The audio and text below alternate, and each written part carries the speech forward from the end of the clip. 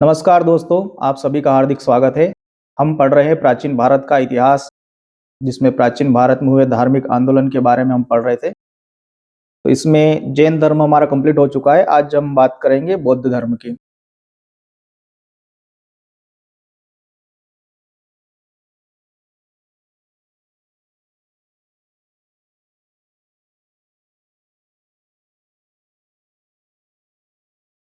बौद्ध धर्म के संस्थापक या प्रवर्तक गौतम बुद्ध थे। तो पहले हम गौतम बुद्ध का सामान्य परिचय देख लेते हैं कि गौतम बुद्ध का जन्म कहाँ हुआ था, कैसे उन्हें संन्यास की तरफ गए। गौतम बुद्ध का जन्म होता है 563 ईसा पूर्व में।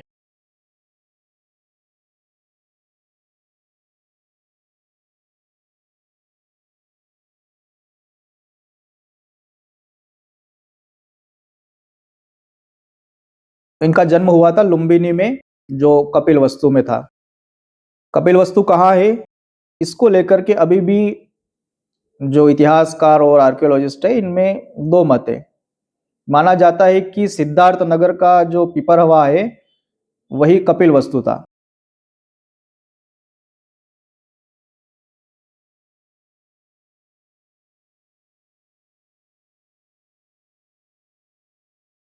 ये पिपरहवा, इसको कपिलवस्तु मानते हैं।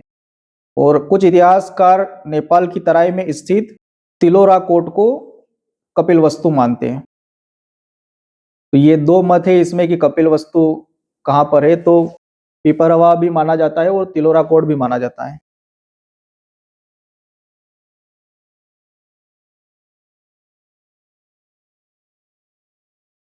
लेकिन जो नए अनुसंधान हो रहे हैं, इसमें ज्यादातर साक्ष्य पिपरवा से मिल रहे हैं कि ये कपिलवस्तु ये हो सकता है।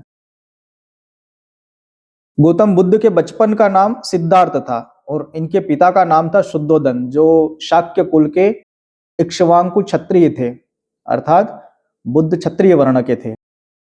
इनका जो गोत्र था वो गौतम था, इसलिए इनको गौतम बुद्ध भी कहा जाता है। बुद्ध की माता का नाम महामाया था, जो कोली वंश की थी। लेकिन बुद्ध के जन्म के बाद ही इनकी मृत्यु हो जाती है।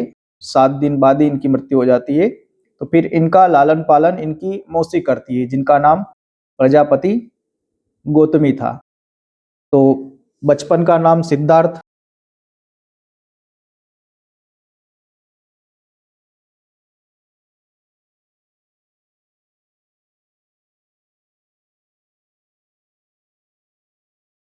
पिताजी का नाम शुद्धोधन।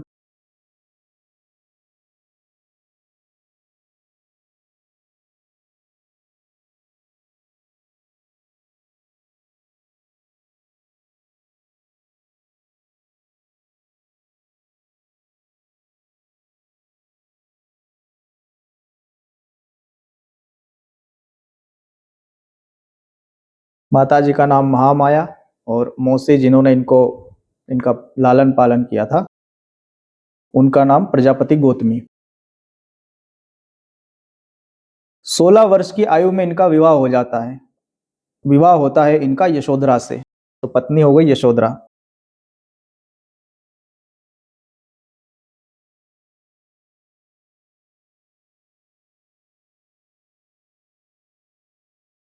16 साल की उम्र में ही इनका विवाह कर दिया जाता है, क्योंकि इनके पिता को यह भय था कि सिद्धार्थ कहीं सन्यासी ना हो जाए। और इस भय का कारण था कि जब सिद्धार्थ का जन्म होता है, तब कुछ भविष्यवाणी करने वाले ज्योतिष जो होते हैं, इन्होंने भविष्यवाणी की थी कि सिद्धार्थ या तो एक चक्रवर्ती सम्राट बनेंगे या फिर सन्यासी हो जाएंगे। और ये जो भविष्यवाणी करने वाले व्यक्ति थे, इनमें से एक थे ऋषि अतीश और कालदेव और कौंडिन्य। इन्होंने ये भविष्यवाणी करी थी कि सिद्धार्थ या तो चक्रवर्ती सम्राट बनेंगे या फिर सन्यासी बनेंगे। सिद्धार्थ जब 28 साल के थे, तब इनको एक पुत्र हुआ है, सिद्धार्थ और यशोधरा का, जिसका नाम राहुल था। तो इनके पुत्र का नाम क्या हो गया?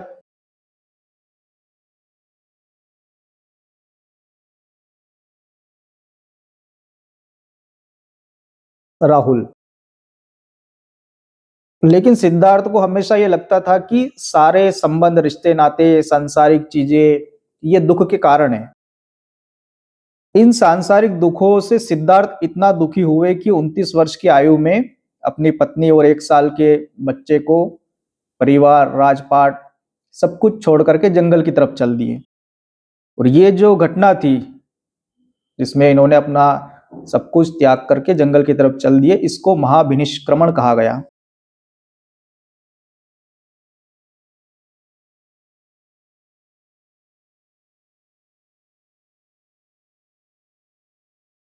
महाविनिष्क्रमण। इस महाविनिष्क्रमण के लिए माना जाता है कि सिद्धार्थ एक दिन अपने सारथी को लेकर के नगर भ्रमण पर निकलते हैं। तो वे 4 दृश्य देखते हैं जिनका वर्णन मज्जिम निकाय में मिलता है। इसमें महाविनिष्क्रमण, महाबोधि इसका वर्णन है। तो जो 4 दृश्य देखते हैं, जिसमें एक है कि जर्जर शरीर वाला एक वृद्ध व्यक्ति, उसको अपने शरीर के बुढ़ापे से दुख हो रहा है।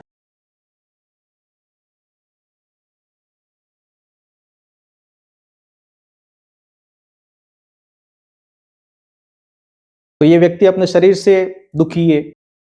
एक व्यक्ति देखा है इन्होंने रोगी, तो ये अपने रोग से दुखी है। तीसरा, इन्होंने एक मृत व्यक्ति की शव यात्रा देखी।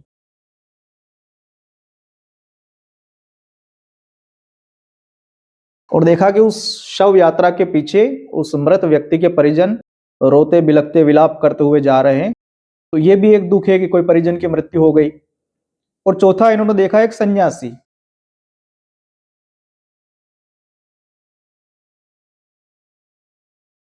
और सन्यासी एकदम खुश प्रसन्न मुद्रा में, किसी तरह की चिंता ही नहीं है, पड़े हैं पेड़ के नीचे।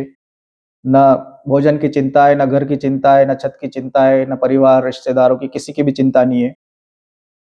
तो सिद्धार्थ ने अपने सारथी से पूछा कि ये क्या चल रहा है, ये व्यक्ति, जो वृद्ध व्यक्ति है, ये क्यों दुखी है। तो उनके सारथी बताते हैं कि इनका शरीर साथ नहीं दे रहा है, बूढ़े हो गए हैं, अपने भी काम नहीं कर पा रहा है, इसलिए दुखी है।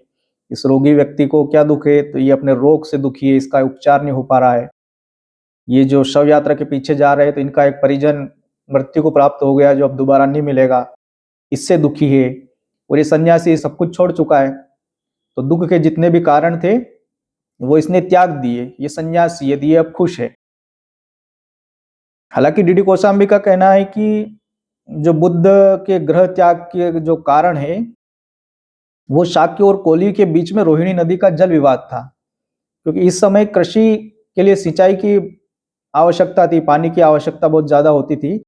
इसी को लेकर के झगड़ा होता था शाक्य और कोलियों के बीच में। तो डीडी कौशाम्बी इसको मानते हैं कि जो सिद्धार्थ ने ग्रह त्याग किया था उसका कारण ये है। खैर जो भी है, बुद्ध जब ग्रह त्याग करते हैं तब वे अपने साथ अपना एक तो घोड़ा लेकर के जाते हैं। उनका एक प्रिय घोड़ा था कंथक।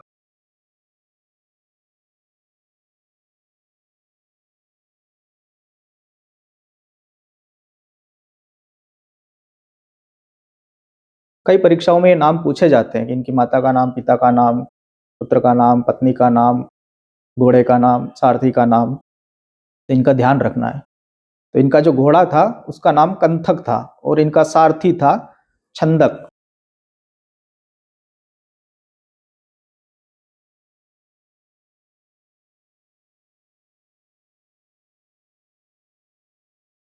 तो सिद्धार्थ अपने घोड़े और सारथी को साथ में लेकर के गए और अनोमा नदी के किनारे गए। अनुवैया उस जगह का नाम है, अनोमा नदी।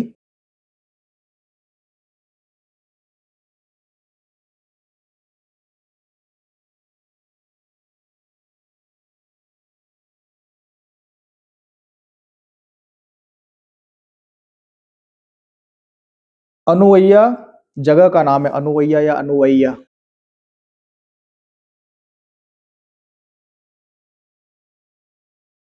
दोनों में से कुछ भी मिल जाए, ये जगह का नाम है, ये नदी का किनारा। इस नदी के किनारे अनुवैया जगह पर, जहां पर ये गए थे, वहां पहुंच करके सिद्धार्थ ने अपना मुंडन करवा लिया, बाल वाल काट लिए, क्योंकि उनके बाल बहुत ही सुंदर माने जाते हैं कि बहुत आकर्षक लगते थे वो, अपने बालों में बड़े बड़े बाल रखते थे जब राजकुमार थे। तो अपना मुंडन करवा लिया और भिक्षु का वेश धारण कर लिया और अपने सारथी छंदक को कहा कि तुम ये घोड़ा लेकर के वापस जाओ।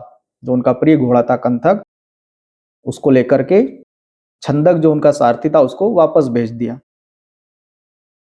अब गृह त्याग करने के बाद सबसे पहले वो आलार कलाम से मिले और उनसे सांख्य दर्शन की शिक्षा प्राप्त की। इसीलिए जो बौद्ध धर्म है इस पर सबसे ज्यादा प्रभाव सांख्य दर्शन का है। तो इनके जो पहले गुरु आप कह सकते हो आलार कलाम।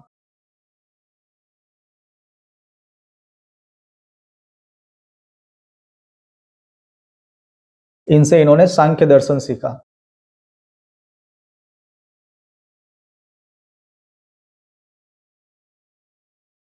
सांख्य दर्शन की शिक्षा प्राप्त करी। आलार कलाम से इन्होंने सांख्य दर्शन में अकिंचन्यायतन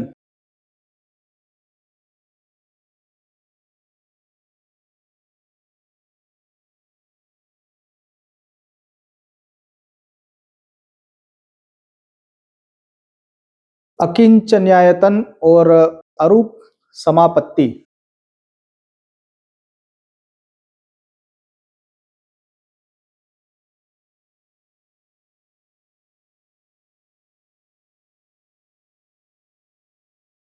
इनकी शिक्षा आलार कलाम ने इनको दी। अकिंचन्यायतन और अरूप समापत्ति इसकी शिक्षा दी। इसके बाद ये रुद्रक रामपुत्र के पास गए।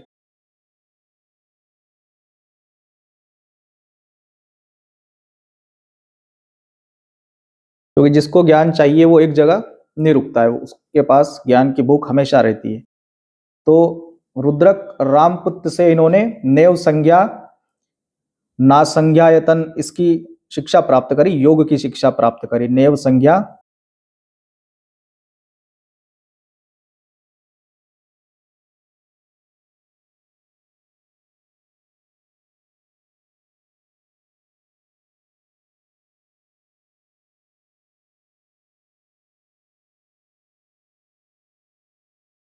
तो रुद्रक रामपुत्र से नेव संज्ञा ना संज्ञायतन योग की शिक्षा प्राप्त करी।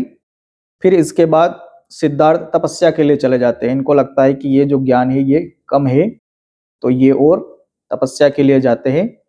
तो ये था बुद्ध यानी कि सिद्धार्थ के बारे में एक सामान्य परिचय। आशा करता हूँ कि आपको क्लास अच्छी लगी होगी। मिलते हैं अगली क्लास में। अगली क्लास में हम सिद्धार्थ की तपस्या, उनके ज्ञान, इनके बारे में, उनकी शिक्षाओं के बारे में पढ़ेंगे। तो मिलते हैं अगली क्लास में। तब तक अपना ध्यान रखिए। हमारे साथ बने रहने के लिए धन्यवाद।